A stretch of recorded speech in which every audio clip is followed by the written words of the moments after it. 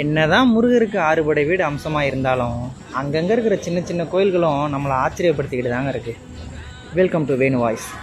காஞ்சிபுரம் மாவட்டத்தில் இருக்கிற குமரக்கோட்டம் சுப்பிரமணிய சுவாமியை பார்க்க தான் நான் போயிருந்தேன்.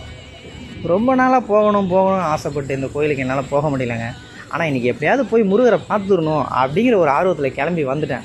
வந்த பிறகு தான் தெரிஞ்சுது ஏன்டா நம்ம இந்த கோயிலுக்கு இவ்வளோ லேட்டாக வந்தோம் அப்படின்ட்டு. ஏன்னா அவ்வளவு ஆச்சரியமான விஷயங்கள் இந்த கோயிலில் நான் பார்த்தேன். முருகரோட வாழ்க்கை வரலாறு சொல்கிற கந்த புராணம் அப்படின்ற நூல் இங்கே தான் இயற்றப்பட்டது. பொதுவாக முருகர் வள்ளி தேவனை கூட ஜாலியாக தான் இருப்பார். ஆனால் இந்த கோயிலில் தான் அவரை பிரித்து தனியாக நிற்க வச்சுட்டாங்க. அது ஏன் அப்படின்னா முருகர் பிரம்மச்சாரியாக இருக்கணும்னு ஆசைப்பட்டு வந்த ஒரு ஸ்தலமாக. அதனால் வள்ளிக்கும் தெய்வானிக்கும் தனித்தனி சன்னதியை கொடுத்து அவங்க ரெண்டு பேரும் தனித்தனியாகவும் இவரை தனியாகவும் நிற்க வச்சுட்டாங்க.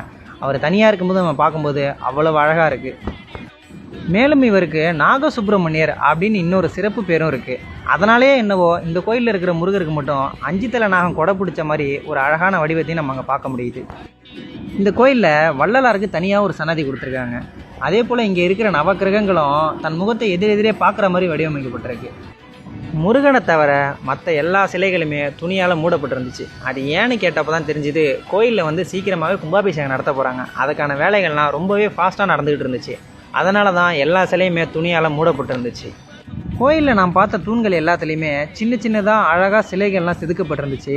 அதெல்லாமே பார்க்கும்போதே இந்த கோயில் எவ்வளவு பழமையானது அப்படின்றத தெரிஞ்சிக்க முடிஞ்சுது. அப்புறம் இன்னொரு முக்கியமான விஷயத்த நான் சொல்ல மறந்துட்டேன். ஆக்சுவலாக அதை தான் ஃபஸ்ட்டு சொல்லியிருக்கணும். ஏன்னா நம்ம முருகரை பார்க்குறதுக்கு கோயிலுக்குள்ளே போகும்போதே விநாயகர் இருப்பார். கோயிலோட வலதுபுறத்தில் இருப்பார்.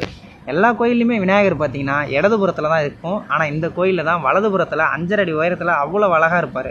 அந்த சிலை ஒரு கல்லால் செதுக்கப்பட்ட சிலைன்னு நினைக்கிறேன். அவ்வளோ பார்க்குறதுக்கே ரொம்ப சூப்பராக இருந்துச்சு. நீங்களும் ஒரு தடவை இந்த கோயிலை கண்டிப்பாக பாருங்கள். கண்டிப்பாக நான் சொன்ன விஷயங்கள் எல்லாத்தையுமே நீங்கள் நோட் பண்ணுங்கள். உங்களுக்கும் பிடிக்கும். மறக்காமல் எல்லோரும் லைக் பண்ணுங்கள், ஷேர் பண்ணுங்கள், கண்டிப்பாக கமெண்ட் பண்ணுங்கள்.